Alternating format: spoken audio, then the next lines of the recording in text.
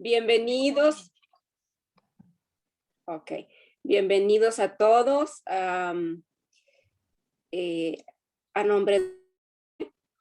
Quisiera decirles que la doctora Olga Santamaría se disculpa por no estar presente porque tenía un evento de FEPAL, pero aquí está el secretario de APM, el doctor Julio Casillas, y está la directora científica, la doctora Liliana Hernández, y la doctora Simón Hassan y yo vamos a hacer los comentarios del libro. Si quieren les presento. No sé si vas a decir tú unas palabras de bienvenida también, Liliana. Gracias, Marcela. Nada, básicamente buenos días a todos. Qué bueno que nos pueden acompañar. Veo gente de APM, personas de otros lugares del país y fuera también. Bueno, es una de las ventajas de la modalidad virtual. Pues agradecer mucho a Juan Vives. Es un gusto tenerlo por acá con uno más de sus libros, ¿no? Que siempre es un gusto escucharlo. Y bueno, darles la bienvenida, ¿no? Adelante. Bueno, voy a ceder la palabra al primer comentario de hoy de este libro muy interesante que nos ha dado el doctor Vives como una más de sus obras, como bien dice Liliana. A la doctora Simón Hassan. Adelante, Simón. Gracias, La doctora, no esperaba. Te voy a presentar. La doctora Sí. Hassan es doctora en matemáticas con maestría en psicoterapia en la Asociación Psicoanalítica Mexicana, es analista en funciones didácticas de la asociación también. Adelante, Gracias, Simón. Marcela. Yo pensé que iba a ser la segunda, pero no, adelante. Bueno, muy bien. ¿Se me oye bien? Sí, se te oye perfecto. Ok. Entre los variados temas que han motivado a Juan Vives a realizar sus escritos y conferencias de los últimos años, encontramos dos corrientes principales. Una de índole más bien teórica, dirigida a la comprensión y sistematización del concepto de pulsión de muerte y de la destructividad en el ser humano, que culmina en un volumen titulado La muerte y su pulsión. Y la otra que atañe a las artes plásticas y la música. En el libro que nos reúne hoy, reconocemos el estilo elocuente, a la vez literario y preciso, y la erudición que caracterizan los escritos de Vives. Pero también se distingue un objetivo más complejo y ambicioso que impide encasillar esta obra en una sola categoría. En ella, el autor buscó reunir elementos aparentemente dispares para lograr un todo muy singular.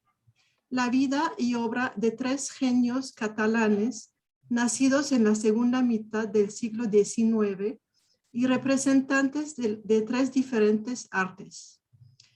Ciertos aspectos metapsicológicos de sus existencias, algo de la historia de su pueblo y quizás lo más importante, un ingrediente de tipo afectivo evidentemente relacionado con el origen catalán de Vives y detectable desde la dedicatoria. A través de esta, el autor recuerda a sus padres catalanes en exilio y a sus bisnietos les recuerda que ellos también son descendientes de catalanes. Enmarcado de esta manera entre dos generaciones, Juan Vives nos introduce en el mundo de Gaudí, Casals y Miró. Un arquitecto que obra en extravagantes construcciones tridimensionales. Un pintor que por lo menos en los inicios de su trayectoria trabajó en el plano cartesiano. Y un músico que compone e interpreta en la unidimensionalidad temporal.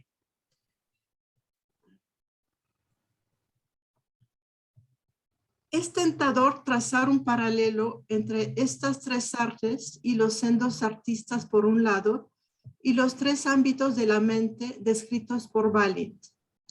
Pero resistiré esta tentación siguiendo el ejemplo de Juan Vives, que en su libro poco interpreta y menos patologiza, sino que se limita a sugerir, por medio de sutiles pinceladas, el vínculo entre la vida interior de los artistas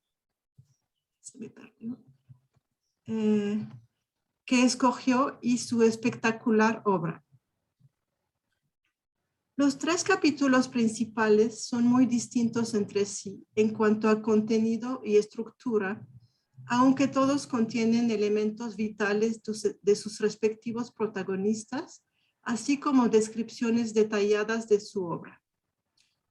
En la parte dedicada a Gaudí, se percibe algo en el ritmo que recuerda aquellas formas helicoidales de las construcciones del arquitecto que son muy destacadas en el volumen.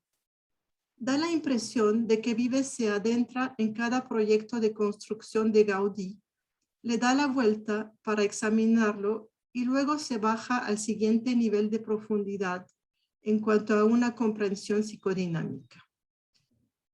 En cambio, el capítulo sobre Casals nos acerca mucho más rápido a la esencia y al virtuosismo de este músico nato, así como a ciertas teorías sobre el origen y la interpretación psicodinámica de la expresión musical en el ser humano. No obstante, nos podemos preguntar si por alguna razón Vives se siente menos cercano a Casals que a los otros 2 artistas de los que trata el libro, pues en casi todas las frases que se refieren a él lo nombra Casals o Pau Casals, mientras que Gaudí y Miró reciben frecuentemente los respectivos apelativos nuestro arquitecto y nuestro pintor. Los 3 capítulos principales están ordenados en orden cronológico de años de nacimiento, lo cual justifica que el que se dedica a Joan Miró llegue al último. Pero también me parece que Vives quiso reservar para la parte final aquello que lo toca más de cerca, a saber, la obra de dicho pintor. Desde mi punto de vista, este bello capítulo analiza de forma magistral y con gran sensibilidad la evolución de Miró como artista, así como el desarrollo de sus cuadros, especialmente los que vienen en series. Así, aquí, por detrás del psicoanalista y escritor, se asoma el ser humano Juan Vives, dejándose vislumbrar en un par de ocasiones en las que el autor abandona por un instante el nosotros académico para hacer una autorrevelación en primera persona del singular. Desde la primera página del capítulo, Vives escribe refiriéndose a la trilogía del pintor que se compone de Azul 1, 2 y 3. Desde una fantasía personal, estoy citando a Juan, desde una fantasía personal, a mí me parece que en estos lienzos se describe en 3 instantáneas precisas la historia del hombre en la tierra. Fin de la cita. Unas 40 páginas más adelante, vuelve a mencionar dichos cuadros y confiesa que personalmente nunca había podido ver los 3 azules juntos, hasta la exposición realizada en la Ciudad de México en 1998. Tuve la gran oportunidad de admirar la belleza inefable y el mensaje que se desprende cuando logra captar los 3 azules y su mensaje universal.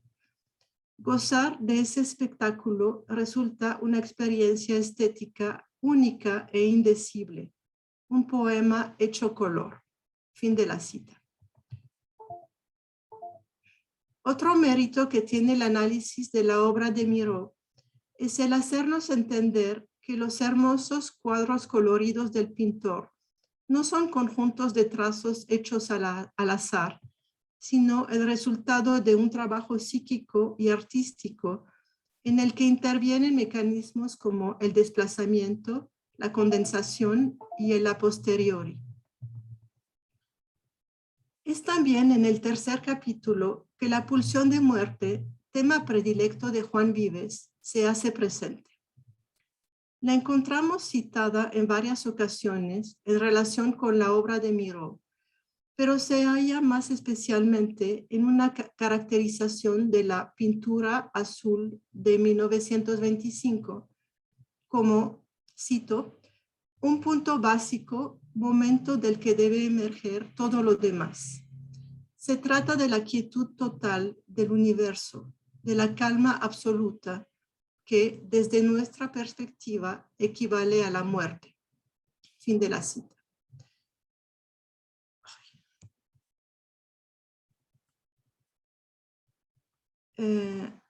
Por otro lado, Vives alude a cierto masoquismo moral presente de diversas maneras en cada uno de los artistas. Sin embargo, también llama la atención que pese a este factor, ni las culpas por fantasías fratricidas realizadas, ni el apoyo brindado por las madres en contra de los padres, hayan producido castraciones autoinfligidas por estos artistas a nivel de su trabajo. Por el contrario, pudieron desarrollar sus obras de manera espectacular y sin las inhibiciones presentes en otros artistas que, como el Leonardo estudiado por Freud, se quedan detenidos durante años en una sola obra. Quizás la explicación resida en la primera parte del título del libro, Tres catalanes alucinados. ¿Será que una estructura psicótica permitió que estos artistas se desarrollaran al margen de la ley, pudiendo crear sus propias reglas dictadas desde una vida interior, rica en fantasía y simbolismo? Al elegir a estos tres hombres catalanes, Vives brinda un homenaje a su patria de origen y a lo largo del libro se nota su gran orgullo por todos aquellos logros culturales y políticos que tuvieron Cataluña y los catalanes, desde la emergencia de su idioma a partir del latín en el siglo IX hasta el renacimiento del siglo XIX, que favoreció la consolidación de la identidad de esta nación y su desarrollo en muchas esferas. Los ideales de la República Española parecen haber estado especialmente fuertes en Cataluña, que en palabras de Casals tuvo el primer parlamento mucho antes que Inglaterra, y fue en Cataluña donde hubo un principio de Naciones Unidas en el siglo XI. Fin de la cita de Casals. A través de sus tres artistas, en especial Casals y Miró, que vivieron el exilio a partir de la Guerra de España, Vives lamenta las atrocidades cometidas por el bando fascista falangista de Franco y critica a las potencias como Estados Unidos, Francia e Inglaterra, que combatieron el nazismo y el fascismo italiano, pero abandonaron España a su suerte. Casualmente, una novela reciente de la escritora chilena Isabel Allende relata la trayectoria de unos personajes catalanes que combaten durante la guerra, huyen hacia Francia y terminan en Chile gracias al apoyo de Pablo Neruda. Existen varias coincidencias entre ambos libros, en especial la estancia de dichos protagonistas en Argelès-sur-Mer, uno de los campos de concentración en los que Francia encerró a los exiliados españoles, y que Casals, citó a Vives, visitó en múltiples ocasiones ofreciendo ayuda, donativos, recibiendo peticiones, etc. Fin de la cita.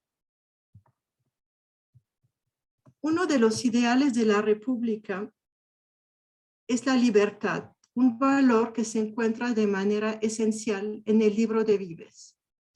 Al estudiar el legado de los tres artistas, nos muestra su capacidad creciente de dar libre curso a su creatividad para plasmar un rico mundo interno a través de un arte que dominaban y en la que se atrevieron a inventar nuevos paradigmas. Concluyo con el pensamiento de que esta obra de Juan Vives es también una muestra de su gran soltura y de una libertad adquiridas tras muchos años de una productiva trayectoria clínica y académica. Gracias. Muchas gracias, Simón, por tu comentario. Sí, Neruda habla justamente en su biografía, en ese confieso que he vivido, cómo participó en sacar a catalanes de Europa y llevarlos a Chile. Creo que rescató como a 3,000. Y esa novela de Isabel Allende pues habla de eso, de un caso en particular, está muy interesante. Bueno, voy a seguir con mi comentario. 3 catalanes alucinados, de editores de textos mexicanos, publicado en el 2021 del doctor Juan Vives Rocabert. Este texto nos pone con frecuencia enfrente los tristes sucesos de la Guerra Civil Española, la muerte de los ideales de la República, el deplorable exilio y la sangre derramada de tantos españoles fusilados o muertos en combate. A los horrores de la guerra le sucedió la persecución que llevó a la huida al extranjero. Con la caída de Cataluña ante las tropas fascistas en 1939, se calcula que alrededor de 400,000 personas atravesaron la frontera de Francia durante enero y febrero, y en marzo miles de catalanes intentaron conseguir barco, aunque pocos lo consiguieron y huyeron por mar. México fue muy generoso con el exilio español y recibió a los padres de nuestro querido autor, el doctor Juan Vives Rocabert. Se trata de un libro que nace como producto de la sobrevivencia, de la esperanza, de la lucha por superar las enormes pérdidas del destierro, de las huellas de la nostalgia del terruño. Representa la fuerza vital que persiste, se mantiene y crea nuevos vínculos en esta tierra mexicana generosa que recibe, cobija y nutre.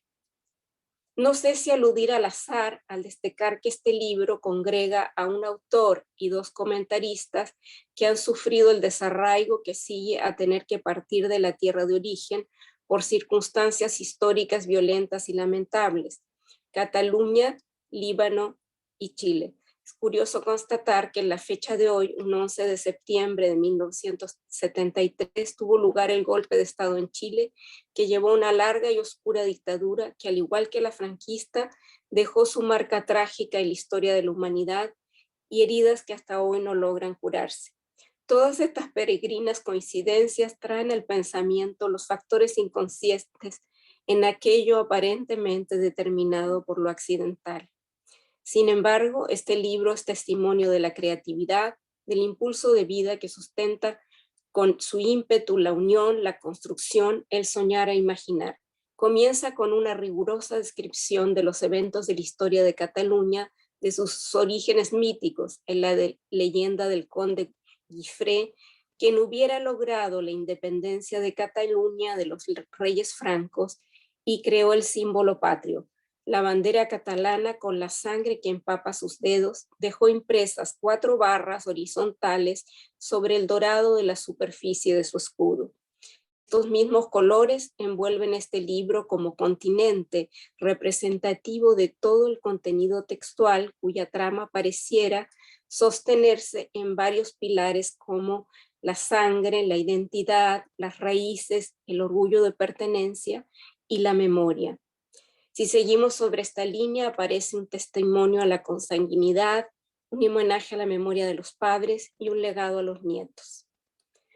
Esta obra nos habla de algunos frutos prodigiosos de Cataluña: Antoni Gaudí, Pau Casals y Joan Miró, escrito por un psicoanalista que, con sus amplios conocimientos del arte y de la música, va estableciendo puentes entre las creaciones estéticas, el aspecto experiencial de los personajes investigados y las dinámicas psíquicas inconscientes que subyacen. En tiempos en que hemos estado recluidos en nuestras casas sin poder viajar, un paseo por Barcelona resulta un rayo de luz. Muchos dicen: Barcelona es Gaudí. Se lo encuentra en casi todos sus sitios emblemáticos, o quizá debería decirse que esos lugares son en gran parte producto de este inspirado arquitecto. Como explica este texto, Gaudí abreva en muchas tradiciones arquitectónicas, pero crea la suya, esa única inconfundible que esculpe más que construye, desafía las líneas rectas y entrelaza la naturaleza con los materiales de construcción, los que pierden así su rigidez. Quizá los íconos de la obra gaudiana sean el Parque Güell y la Sagrada Familia, un templo expiatorio en el que trabaja durante 43 años, comenzando a los 31 años de edad en una obra que 150 años más tarde aún continúa. Resulta imposible entender la fuente de la genialidad, pero sabemos que algo tiene de locura, puesto que escapa a los cánones establecidos para poder crear destruyendo las concepciones existentes. De ahí la necesidad de una gran carga agresiva para lograr el nacimiento de un ente diverso. El autor nos describe muchas obras, entre las cuales algunas parecen salidas del onírico, como la Casa Milá, a la que denomina un sueño hecho piedra. Juan Vives nos conduce a través de la vida y la obra de Antoni Gaudí, apuntando las marcas traumáticas de la pérdida, en primer lugar de sus hermanos, ya que es el único sobreviviente de 5, de sus padres y finalmente la partida de su sobrina Rosita, de la que cuidó hasta el final.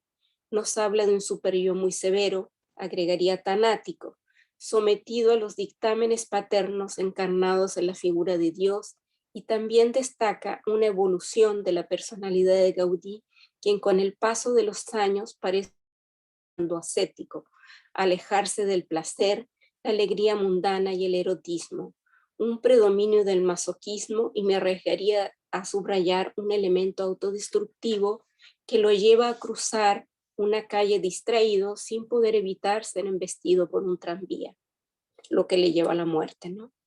Nos deja una obra sorprendentemente lúdica, una plástica a la que el psicoanalista califica como música, escultura, pintura y armonía con la naturaleza. Gaudí, escribe Vives, fue enterrado en una cripta en la Sagrada Familia, su creación monumental. Tristemente, la cripta fue quemada y saqueada en 1936. En el Congreso de la Asociación Psicoanalítica Internacional, que tuvo lugar en Barcelona en 1997, el logo del mismo estaba inspirado por los mosaicos del arquitecto. En este evento participó nuestro difunto colega Luis Panel sobre Gaudí, y en su ponencia destaca que el Templo a la Sagrada Familia consistiría en un intento de elaborar el duelo por su propia familia perdida, usando un término de su propia cuña, los que era muy afecto, ¿no? Habla, en vez del acting out, habla del arting out, que alude a la expresión en el arte de aquello que no se puede decir por medio de palabras. Es imposible hacer justicia al trabajo investigativo y analítico del Dr. Vives en unas pocas líneas, ni a su acucioso recorrido por las fantásticas creaciones de Antoni Gaudí. Seguramente he omitido muchos elementos y me disculpo por ello, pero tenemos que aventurarnos por otro de los ámbitos de esta obra, por el cautivante reino de la música, al encuentro del gran violonchelista catalán Pau Casals, su vida, su obra y su legado. Destaca el autor, además del talento musical de Casals, su inamovible compromiso con la defensa de la no violencia, su oposición a la dictadura de Franco y su protesta ante la falta de respuesta a las tropelías del fascismo por parte de los gobiernos de las grandes democracias de la época.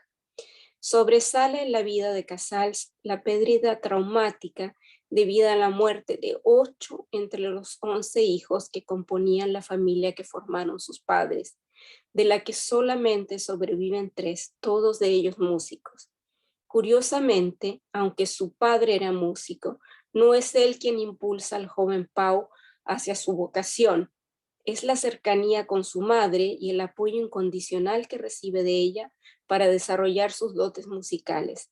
Al respecto, el libro relata una conmovedora anécdota en que, ante las penurias que pasaban madre e hijo durante su época de estudiante en París y agotados todos los recursos, su madre vende su joyera para obtener algunos francos. En reconocimiento, señala Vives, Casals declara que su madre es un recuerdo imperecedero, el más grabado de todos, y que la siente siempre con él. La conexión con la figura materna constituye quizá el sustento de su expresión musical. Abro cita. Parecería que el instrumento mismo fuese una simbolización de la madre a la que se abraza y acaricia amorosamente mientras se expresan los más diversos estados emocionales. Cierro comillas. El autor establece que el gran chelista pensaba que la música era una forma básica de comunicación humana. El ejecutante hace surgir de las notas los estados del alma que las engendraron y las resonancias despertadas dentro de su interior. Quizá este aspecto explica por qué existen intérpretes que conmueven profundamente a la audiencia y otros que aun cuando posean una técnica impecable, no logran hacerla vibrar con su sensibilidad.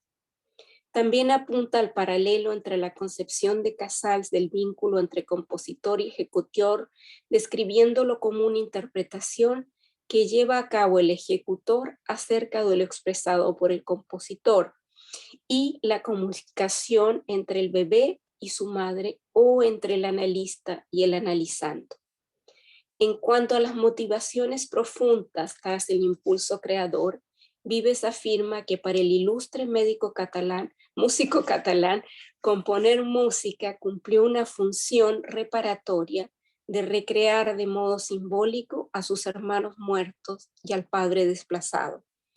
Por medio de la música como proceso de sublimación, podría también impregnar a la madre, declara el psicoanalista, otra forma de fusionarse y recuperar la unión primera interrumpida por el corte del cordón umbilical. La culpa del sobreviviente podría estar nutriendo la producción musical como intento de neutralizar ese elemento mediante la creación. La música traspasa las barreras idiomáticas, las diferencias ideológicas y las distancias psíquicas entre los seres humanos, penetrando a través de resonancias melódicas la sensibilidad de los espíritus. Ya Racker había hecho alusión a una capacidad humana universal inconsciente de intuir el mensaje musical. Psicoanalistas como Anna Freud y René Spitz, destaca Vives, habían manifestado la importancia de la conexión sonora en el vínculo temprano materno-infantil. Podría pensarse que el contacto inicial del ser humano con el ritmo ocurre al escuchar el latido del corazón de la madre. Desde el principio de nuestra existencia estamos envueltos en los sonidos del cuerpo materno y tanto la música como las artes en general nos facilitan el acceso a ese universo no verbal que nos contenía y envolvía en los albores del existir.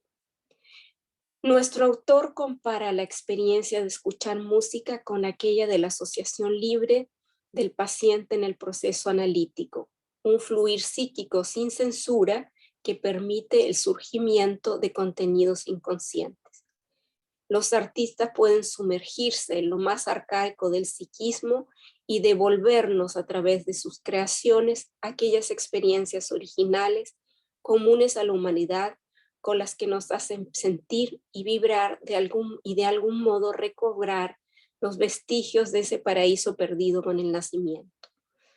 Casals pudo llegar a las multitudes a través de su don para alcanzar aquel sustrato psíquico compartido que une a la especie humana y por ello le fue encomendada la composición del himno de las Naciones Unidas. El siguiente momento estético que nos ofrece este libro surge del encuentro con otro inspirado o alucinado catalán, como lo denomina nuestro escritor, el pintor Joan Miró. Nos adentramos en la imaginación visual, los colores, formas y símbolos pictóricos de un hombre descrito como tímido, introvertido, reservado y con rasgos de obsesividad que lo llevaban a tener un estudio de pintor en perfecto orden, aspecto inusual en un artista.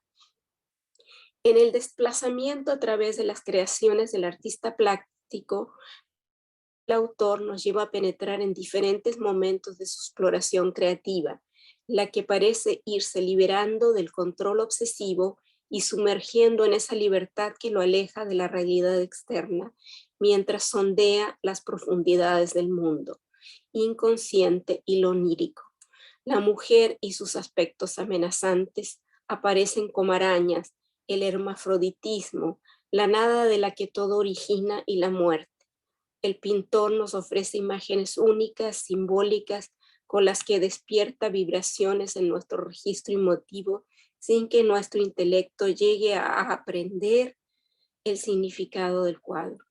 La intensidad de su mundo pulsional explotaba en telas de colores intensos y representaciones siniestras en ciertas fases de su vida creativa. En otros momentos nos fascina en un azul vital vibrante y sus lienzos evocan erotismo y revisten matices lúdicos. Perdón. Su vida y su obra también se ven atravesadas por el impacto de la guerra civil y la angustia vivenciada se plasma en 26 lienzos de colores violentos y gran dramatismo, expresa Vives. Ya anteriormente había representado el clima social de Cataluña durante la dictadura de Primo de Rivera con su prohibición de la lengua y las manifestaciones culturales catalanas, en temáticas de contenido agresivo como bocas abiertas amenazantes. Como indica el autor, la evolución del pintor lo lleva a transitar hacia el interior del mundo psíquico y exponer las fantasías que lo habitan.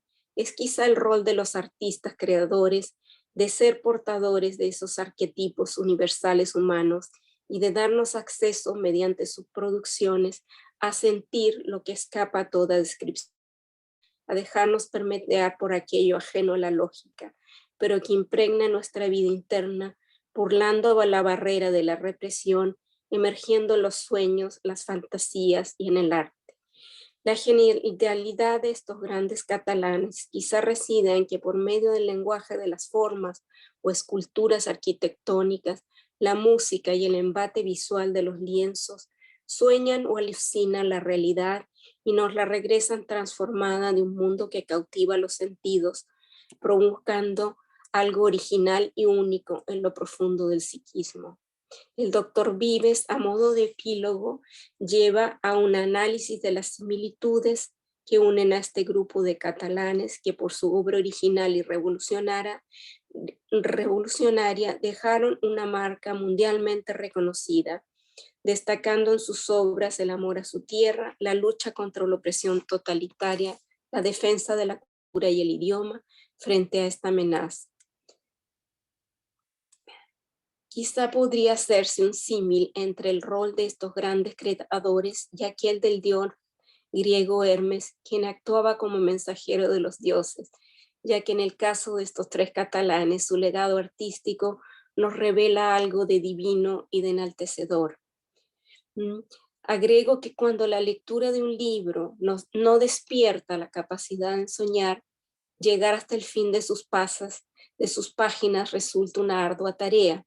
No es el caso, y agradezco al doctor Vives este regalo que despierta la curiosidad y el placer estético al habitar sus páginas y al ir al encuentro de la historia y el arte de Cataluña en tiempos de confinamiento. Muchas gracias. Cedo ahora la palabra al doctor Vives para que nos hable de su libro. Juan. Sí.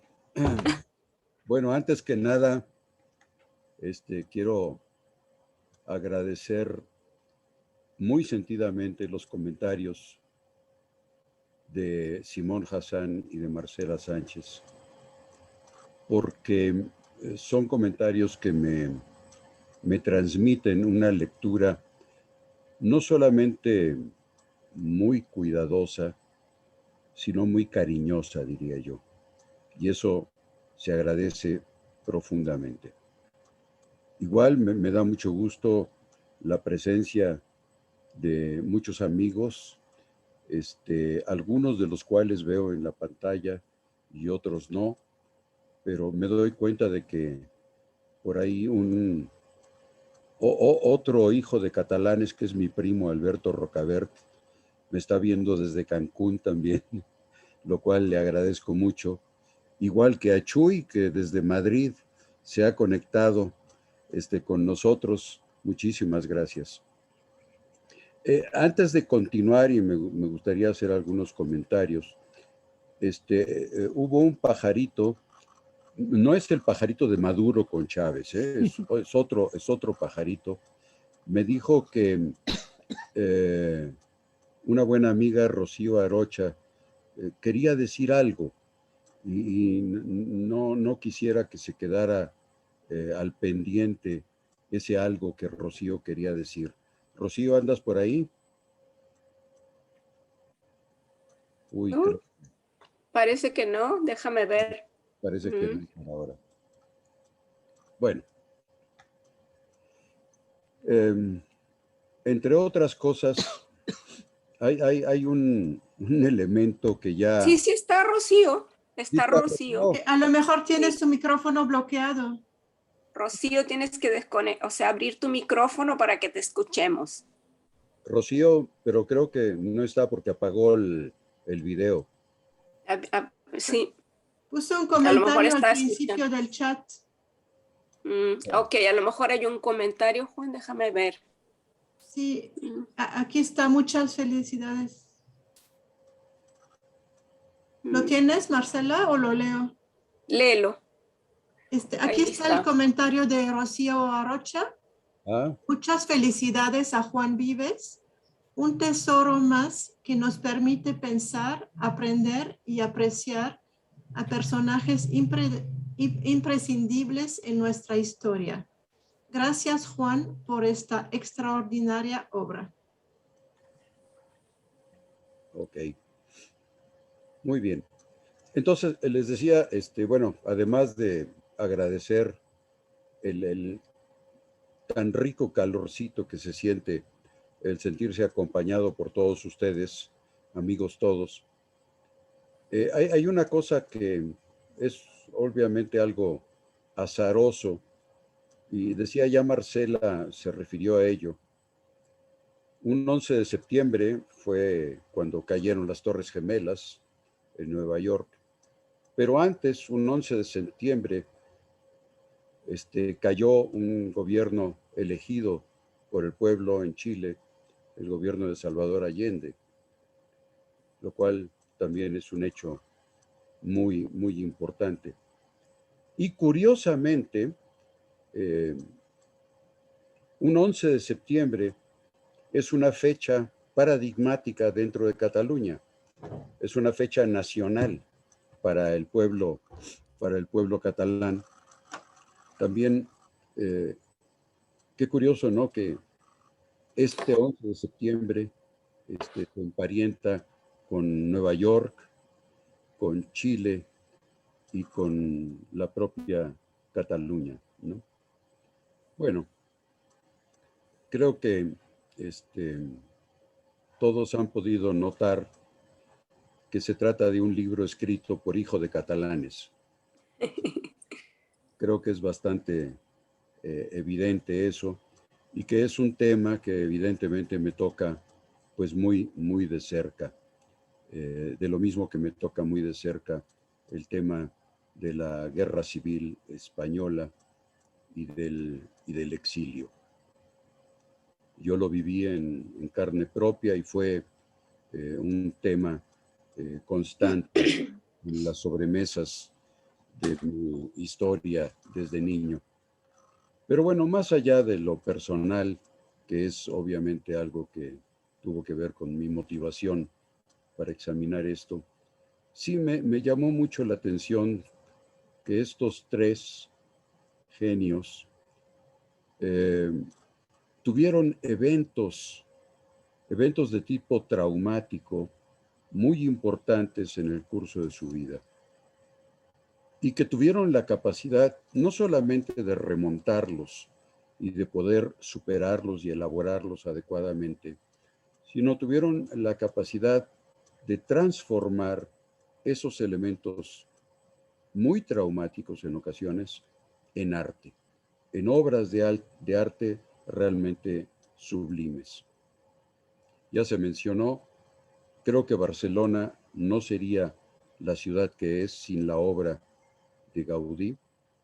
Y la obra de Gaudí no solamente está en Barcelona, está en León, está en Astorga, en fin, en diferentes sitios, pero en realidad sí le imprimió una característica particular a Barcelona, y la Sagrada Familia, que parece ser que en 2024 ya finalmente se va a dar por concluida. Esperemos que la noticia sea cierta. Es una obra que, como yo menciono en mi texto, es una auténtica continuación de la historia de la construcción de las grandes catedrales, ¿no?, que tardaban siglos en construirse. De la misma manera, la obra de otro gigante, Pau Casals, también es muy digna de atención. Es un hombre de una perspectiva mundial que prefirió autoexilarse en un pequeño pueblito del Pirineo francés, en Prades, como una forma de protesta en contra de la dictadura franquista. Me parece una actitud muy particular, y en donde prácticamente la actitud de Pau Casals venía a ser algo así como un distintivo para la vergüenza de las naciones que permitieron a sabiendas una dictadura tan nefasta como fue la de Hitler o como fue la de Mussolini. Y bueno, finalmente el libro trata también sobre Joan Miró, un artista que vino a revolucionar en realidad las artes plásticas, y en donde yo pongo muy claramente la curiosidad que me dio estos símbolos pictóricos. Aparecen en los tres azules que ya mencionó Simón, pero en muchas otras obras, y que vienen a poco desarrollarse a través de la obra de Miró hasta constituir realmente en la comprensión en el espectador de un mundo simbólico muy particular y enormemente rico en significaciones que nos ofreció este gran pintor. Entonces, bueno, esta fue la motivación, y estos son los grandes genios que decidí incursionar un poco en su vida y en su obra. Obviamente, ustedes saben, el psicoanálisis no alcanza, no tiene suficientes instrumentos para explicar al genio, a la creatividad genial.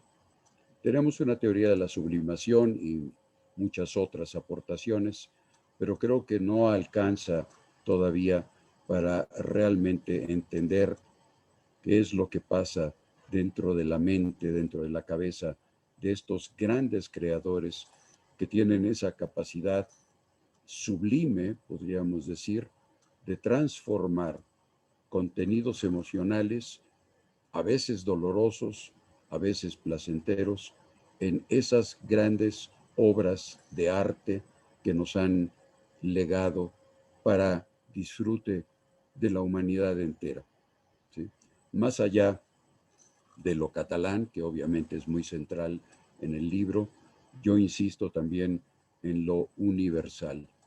Y creo que una muestra de esto, de la universalidad, está en una anécdota que yo pongo en mi libro y que tiene que ver con Pau Casals, cuando es invitado por la Organización de las Naciones Unidas a dar un discurso frente a los representantes de todos los pueblos de la tierra.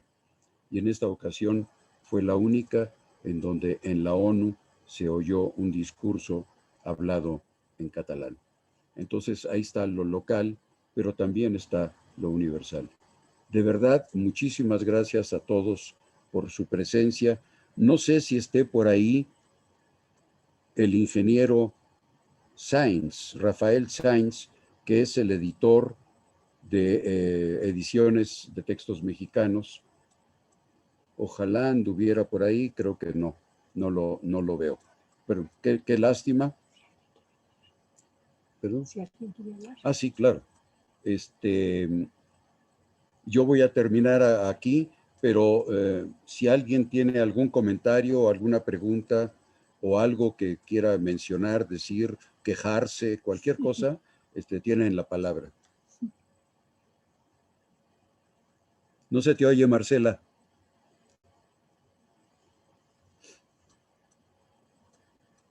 No se te oye, Marcela. Sí, ya te los voy a leer. De Rocío ya te leímos, y Mariana Pacheco Reséndiz dice: hace algunos años apliqué 2 pruebas proyectivas a 5 pintores oaxaqueños, entre ellos al maestro Toledo.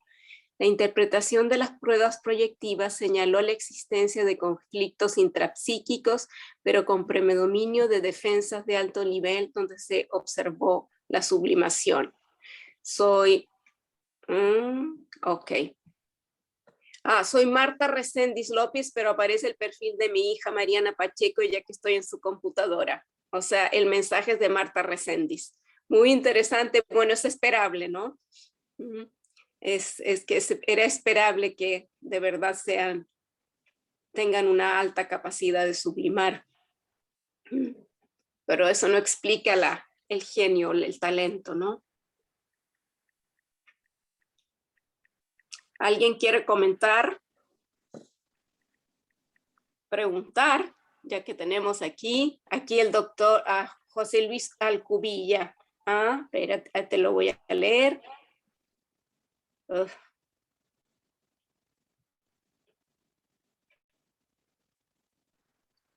Ojalá que el doctor Vives pudiera abundar en el problema de los artistas, estos 3 alucinados. ¿Por qué alucinados, no? Sí, ¿por qué alucinados? Porque examinando su obra junto con su biografía, pero sobre todo examinando las características de lo que llegaron a crear como resultado de profundas crisis emocionales, psicológicas, personales en cada uno de ellos, se me ocurrió que la obra era casi como la plasmación de una alucinación, con la enorme diferencia de que se trataba de una alucinación al servicio del arte y al servicio de la cultura. Creo que es una forma muy distinta y que implica una capacidad de elaboración de esas crisis psicológicas internas severas, graves, importantes, una enorme capacidad de elaboración, y en vez de simplemente alucinar, aquí la alucinación se manifiesta en la obra de arte. Quizá por eso se me ocurrió el término, a lo mejor no es muy afortunado, pero esa es la explicación.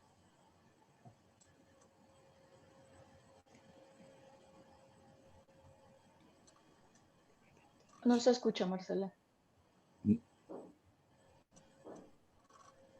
No sé si alguien más tenga algún comentario o quiero hacer alguna pregunta. Por aquí te están llegando más comentarios, Juan. Okay. Déjame ver. Chats. De Alberto Rocabert, tu primo, dice: primo querido, muchas felicidades. Marcela comentó: Gaudí es nuestro arquitecto y Miró nuestro pintor. Sin embargo, Casals era Casals o Par Casals. ¿Es casualidad o hay algo detrás? Yo creo que fue Simón que comentó. Felicidades, Juan. No, eso después te lo leo. Simón captó algo que lo tomo casi como una interpretación. Sí, evidentemente, muy probablemente Simón tiene toda la razón y emocionalmente están más cerca Gaudí y Miró, de mi emocionalidad que Pau Casals. Quizá porque no he frecuentado tanto la obra de Pau Casals, entre otras cosas porque su música, tengo sus obras en cello, pero no pude conseguir nunca realmente las obras que él creó. Tiene, por ejemplo, un concierto, una sardana, para creo que son 27 violonchelos, que jamás he podido conseguir. Y probablemente de ahí que no pude yo penetrar tanto en la obra creativa de Pau Casals, pese a que su fama era como intérprete e innovador, un gran innovador de un nuevo método para el estudio y el perfeccionamiento del cello, ¿no? Pero sí, evidentemente no fue tan cercano y agradezco mucho a Simón que me haya hecho ver esta particularidad. No se te oye, Marcela. ¿Tienes apagado el micrófono? Una pregunta. ¿Cuánto tomó este libro? ¿Cuánto tiempo te tomó escribirlo? Bueno, este libro tiene una historia particular porque un primer impulso fue hace 3 años y medio, algo así, en donde de repente, y a mí me pasa frecuente, de una sola tirada, me dejo ir como hilo de media y entonces escribí la mayor parte de los textos y de repente me quedé atorado, lo cual también me sucede. Me quedé atorado y no podía continuar, no sabía por dónde continuar, perdí el hilo. Entonces, siguiendo viejas consejas, pues dejé que el libro trabajara por sí mismo. Lo dejé, me dediqué a otras cosas y obviamente aquí adentro se fue elaborando poco a poco el tema y creo que de ahí nació realmente una comprensión que por lo menos a mí me dejó lo suficientemente satisfecho como para que aprovechando el encierro del COVID, ya pudiera darle culminación al texto y ya poderlo mandar a la editorial. Pero sí, hubo 2 tiempos en la elaboración de este texto. El tiempo total quizá no es demasiado, pero sí requerí yo, como una cosa personal, de unos 3 años de elaboración para realmente acabar de, como dicen los que escriben, acabar de entender el tono de cómo iba a ir el libro. Y finalmente agarré ese tono y ya pude hacer una redacción final, pero además con toda una nueva comprensión, yo creo, después de 3 años de estar el libro trabajando dentro de mí, en forma obviamente totalmente inconsciente. Tu micrófono, Marcela. Es que tengo a mi nieto aquí cerca y de repente no quiero que se escuchen sus gritos, perdón. Entonces apago el micrófono. ¿Cómo nació este libro? ¿Qué te hizo escribirlo? ¿Qué crees tú que fue el impulso? Bueno,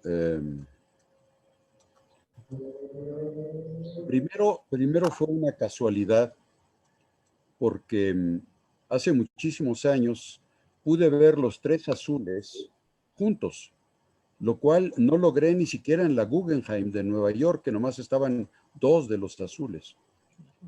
En México, en la fundación, pudimos ver los 3 y junto con muchas otras obras de Miró, y a partir de ahí se me ocurrió una primera aproximación que leí en un congreso de FEPAL en Cartagena de Indias, en Colombia. En aquella ocasión hice una primera aproximación a la obra de de Miró. Siempre fui un admirador de Gaudí. Las veces que he podido ir a Barcelona he sido un fanático de su obra, a la que admiro profundamente. Y bueno, dentro de la historia de mi adolescencia, yo tuve un acercamiento con la música y yo canté algún tiempo en el Orfeo Catalá de México. Entonces, a partir de ahí, sí tenía noción de la música de Pau Casals. Cuando vino a México, él no pudo venir a la Ciudad de México por la altura y lamentablemente no pude yo asistir a un concierto que dio. Yo era muy joven en aquel entonces y la verdad no tenía los medios para trasladarme a Veracruz, que fue en donde dio el concierto. Pero bueno, desde siempre también la obra de Casals ha sido una obra que he admirado profundamente.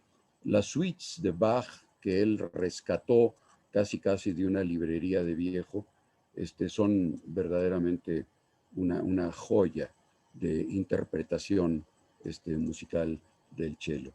Pero bueno, fue una motivación que también poco a poco se fue dando y se fue consolidando. Yo creo que dentro de uno a veces tardan muchos años, a veces una docena de años, en irse cuajando ciertas ideas para finalmente poderse plasmar en un texto. Pues sí. Liliana quería, ¿sí? ¿Puedo comentar algo? ¿Preguntarle a Juan? Sí, y Liliana estaba... vale, no, ahora Liliana que comente está, Liliana. y luego Sí. tú. Sí. Ok. Liliana, y luego Chuy. Gracias. Muchas felicidades, Juan, por el libro y muchas felicidades por los maravillosos también comentarios. Yo nada más un comentario que algo que me evocó mientras iba leyendo, mientras iba escuchando, ¿no? Lo que decían en esto.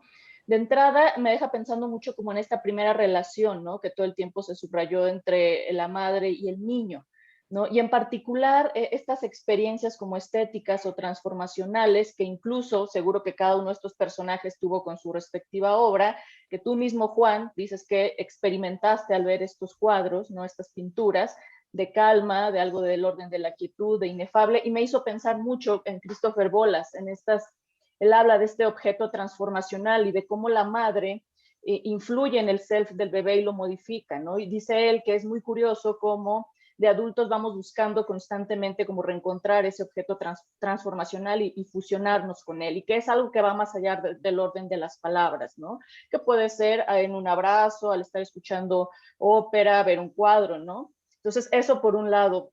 Por otro lado, el tema de la musicalidad, lo sonoro también se me hizo muy interesante, porque desde luego tiene mucho que ver con algo tan arcaico, tan primitivo, y donde la placenta sería esa primera envoltura sonora, ¿no? En este intercambio tan rico que se da en esta primera unión. Y desde luego me dejó pensando en esta envoltura sonora de la que hablaba Anciep, ¿no? Y finalmente, con Miró, con todo este tema, es inevitable no ligarlo a esta parte como onírica, ¿no?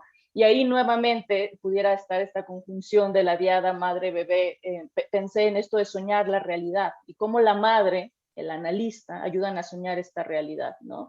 Y que incluso Cazorla tiene este término, si mal no recuerdo, como de sueños de dos, ¿no? Un sueño de dos o no sueños de dos, cuando esto fracasa, ¿no? Entonces, simplemente quería comentar esto que me parece como muy, que va siguiendo un hilo conductor a lo largo del libro y los comentarios que nos compartieron.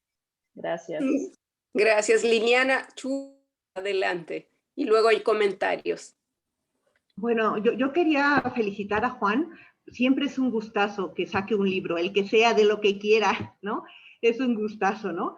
Entonces yo estoy esperando tenerlo en mis manos para revisarlo de arriba abajo y disfrutarlo como toda la bibliografía que nos brinda y de la cual aprendemos tanto, ¿no? Entonces eso me encanta, te felicito, Juan, y te quiero mucho aunque seas catalanista, que lo sepas.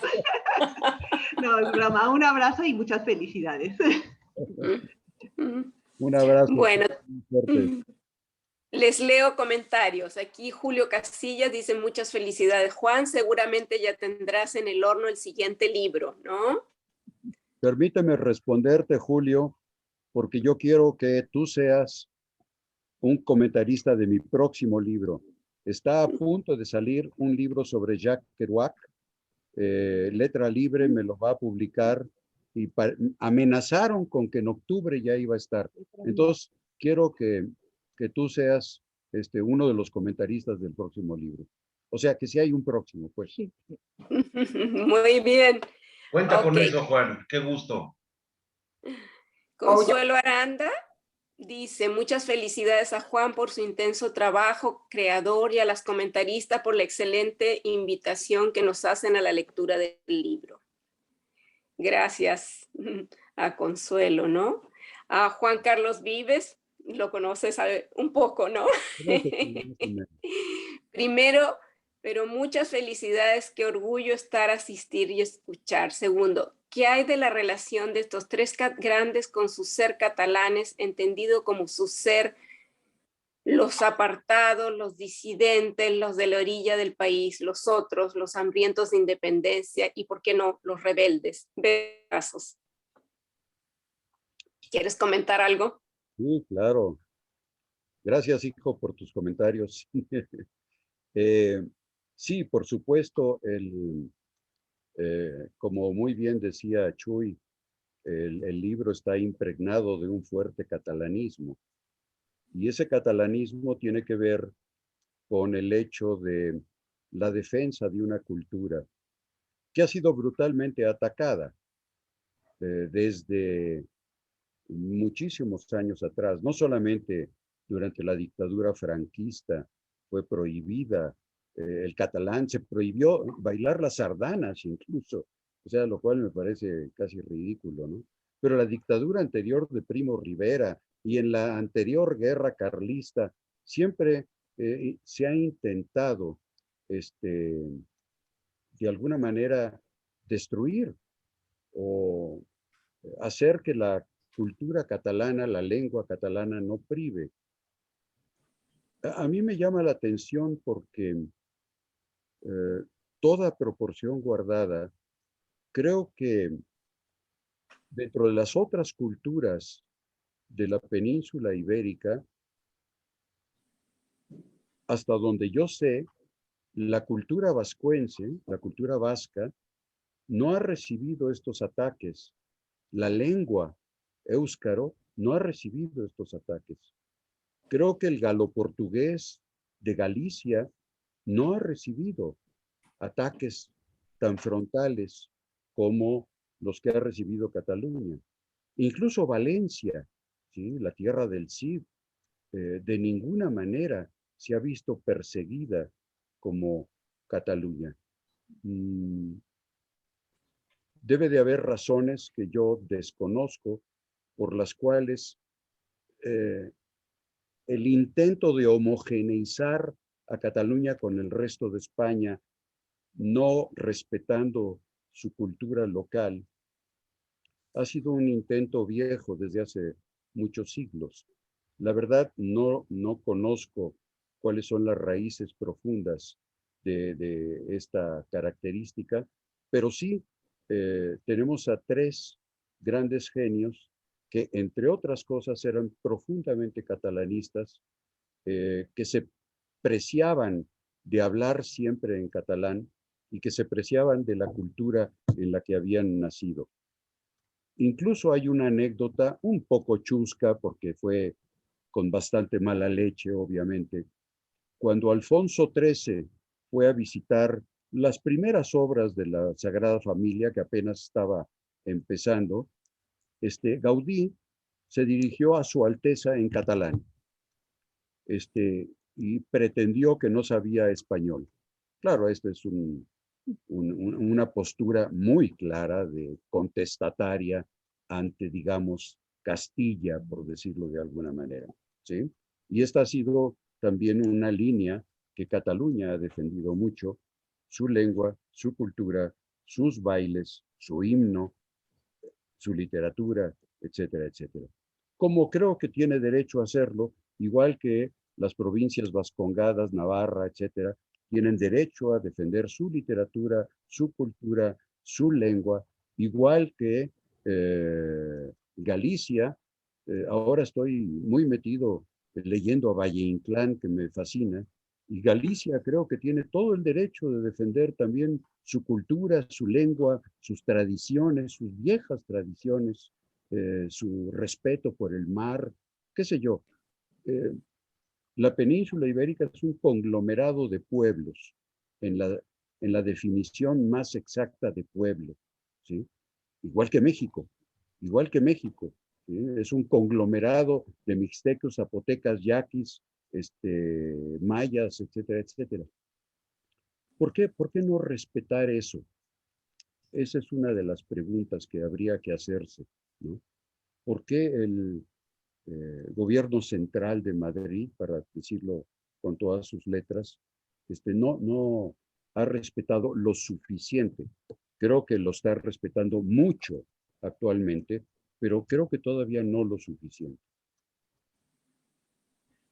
Bueno, te Marcela, sigo leyendo. Sí, quisiera decir algo, ¿puedo? Marcela, sí, y terminamos luego con los comentarios. ¿Sí? ok. Ve adelante, Noemí. Oye, querido Juan, me sumo a las felicitaciones por la publicación de este libro. Gracias.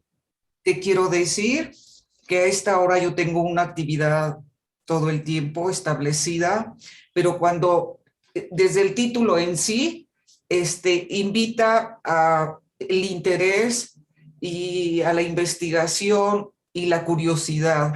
Y bueno, también yo, igual que tú y tu primo, pues soy fan de Gaudí. Me encanta la pintura también otro catalán. Igual, bueno, la música de Casals. Casals, sí, es algo que me llena el corazón y el alma cada vez que lo escucho. Bueno, entonces creo que nuevamente volviste a escribir acerca, de una manera muy creativa, acerca de tres hombres que se caracterizan por ser transformadores, por justamente ser unos genios, cada uno en su área, por ser independentistas y por ser transformadores. Creo que por lo que he oído, lo hiciste de manera muy exitosa. Te quiero decir también que, al igual que ellos, tienes esta gran capacidad para comunicar lo emocional y para identificarte con los otros, con el lector y con el espectador. Creo que, bueno, también eres, en ese sentido, eres igual que ellos. Y solo quiero añadir ahorita esta pregunta de que tú decías, bueno, ¿por qué se han metido tanto con la cultura catalana, con el idioma y demás? Pues también es cierto, Juan, que hay que reconocer que son bastante fuertes, independentistas, que no quitan el dedo del renglón y que pueden decir abierta, bueno, no queremos tener un rey que nos gobierne y que nos represente. Pocos españoles hacen eso. No creo que son atrevidos, pero bueno, eso es para pensar un poco por qué los inquietan y se meten tanto con ellos, porque ellos también han sido muy activos en esta parte de protesta y de quererse separar de alguna manera bueno, de todo la demás península ibérica. Bueno, solo me resta mandarte un abrazo muy fuerte y espero con gusto tus demás publicaciones. Gracias, Noemí. Muchas gracias. Seguimos con dos comentarios. Luz Durán te dice: felicidades a Juan por este libro que seguro es un deleite. Quisiera preguntarte qué sería el común denominador o lo similar entre estos tres genios, además de su nacionalidad.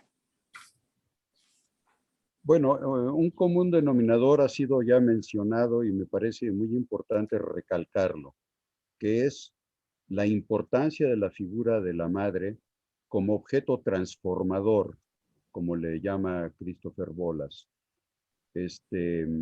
Creo que en los tres es una influencia muy, muy importante, no solamente en la música, porque tradicionalmente se habla mucho de la figura de la madre y que la música en realidad es la elaboración de la voz de la madre. Pero no solamente eso, en el caso, por ejemplo, de Gaudí, es la madre en realidad quien le apoya y quien le mete el hombro y quien hace hasta lo imposible para que él salga adelante. En fin, creo que sí, la figura de la madre es muy fundamental en estos tres creadores. No quiere decir esto que no hayan transitado desde el punto de vista evolutivo por la triangulación del Edipo, pero sí que en ellos la madre ha sido fundamental. Y creo que aquí me gustaría rescatar un concepto de Gaudí justamente, y que decía que ser original tiene que ver con el origen, original tiene que ver con el origen. Y el origen más primigenio es la relación con la madre.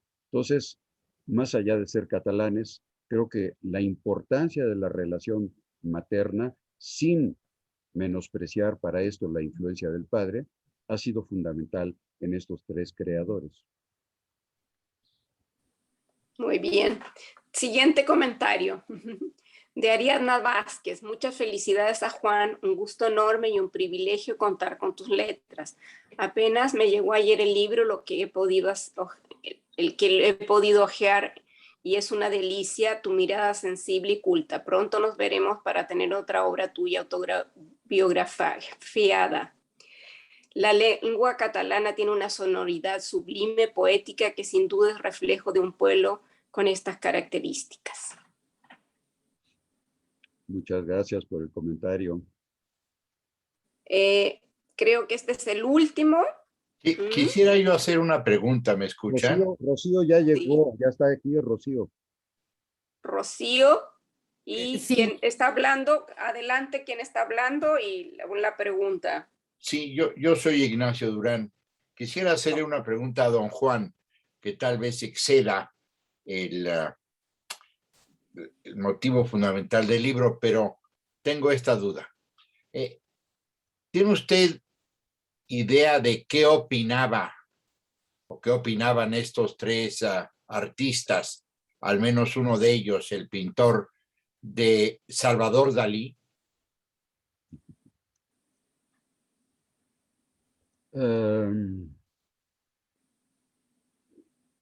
Puedo decir lo que yo opino de Salvador Dalí. Muy bien. Salvador Dalí es otro gran pintor catalán. Un dibujante fuera de serie, un pintor fuera de serie que lamentablemente decantó hacia un clasicismo, un retorno al clasicismo, con cuadros que podían haberse sido pintados por Rafael, vaya, o sea, con una capacidad de dibujo y una capacidad pictórica también fuera de serie, metido bastante en la corriente surrealista. Me parece que el problema con Dalí es que abusó un tanto de la mercadotecnia. Dicho en otras palabras, Dalí se puso la máscara de loco para ser original, para ser estrambótico más bien, para llamar la atención. Y la impresión que yo tengo es que después ya no se la pudo quedar, ya no se la pudo quitar, se le quedó pegada al rostro la máscara de loco. Si leemos Diario de un genio de Dalí, o alguna otra obra, por ejemplo, la defensa que hace del Angelus de Millet, o el método paranoico crítico que a Lacan, por cierto, le interesó muchísimo y se encerró una tarde entera con Dalí en un hotel allá en París para que le explicara bien de qué se trataba el método paranoico crítico de Dalí. El problema es que se le quedó pegada esta cosa del loco. En ese sentido, me parece que siendo un pintor de primera, no alcanza la genialidad en el sentido revolucionario de un Miró, ni siquiera de un Tapiés. Entonces, esa es mi opinión. No sé qué opinaba Miró de él. La verdad no lo sé. Muchas gracias. Rocío Arocha se salió. ¿No? Aquí está, ¿No? Rocío, preciosa. Ah, aquí estoy. Ah, ok. Que Sí. me pareció que te había salido. Ok, No, es que adelante, Rocío. cambié de dispositivo, por eso. Bueno, afortunadamente pude escuchar, no todo el tiempo con el video encendido, pero he podido escuchar todo. Además de que el libro, pues me lo devoré, como me he devorado todo lo que escribe Juan. Y bueno, felicitar a Marcela, a Simón, por sus excelentes comentarios, me parecieron de verdad muy, muy sentidos y muy inteligentes. Y Juan, bueno, pues yo creo que eres el cuarto catalán alucinado. Verdaderamente una obra genial, la disfruté muchísimo y muchas gracias porque es un regalo leerte, es un regalo cada cosa que escribes. Muchas felicidades, te quiero mucho. Qué linda, agradezco mucho tu comentario y tu cariño, Rocío. Bueno, si no hay más comentarios, preguntas, Lilian. les agradecemos. Lilian creo que quería decir algo. Lilian, adelante. Lilian Dubson. Ya, Lilian Dubson. No soy Lilian, soy Lilian Dubson Lasky. Así es, Lilian Lasky. Y también Esther Guindy. Pero muchísimas felicidades y qué bueno que no te pasó lo de Casca. Entonces, a donde ligué muchas de las cosas con esa parte a donde lo que tú estás hablando, a donde él se vuelve una cucaracha y se vuelve para atrás. Pero él pidió que quemaran sus libros cuando él se muriera. Y Juan, qué maravilla que todos podemos leer tus libros ahora. Nos vemos al rato. Bye. Okay. Gracias. Bien. Hay un último comentario de Esther Guindy. Muchas felicidades, Juan, por otro parto literario. Es un deleite como nos invitas a entrelazar profundamente el arte con el psicoanálisis y a repensar lo nutricio que es para nuestra profesión. Siempre es placentero escucharte. Muchísimas gracias, Esther. Y realmente, de veras, quiero agradecer de nueva cuenta muchísimo los bellísimos comentarios de Simón y de Marcela y la presencia de todos ustedes. Realmente me han hecho sentir muy cobijado y muy contento en esta celebración de este último bebé, el más reciente bebé que me ha nacido.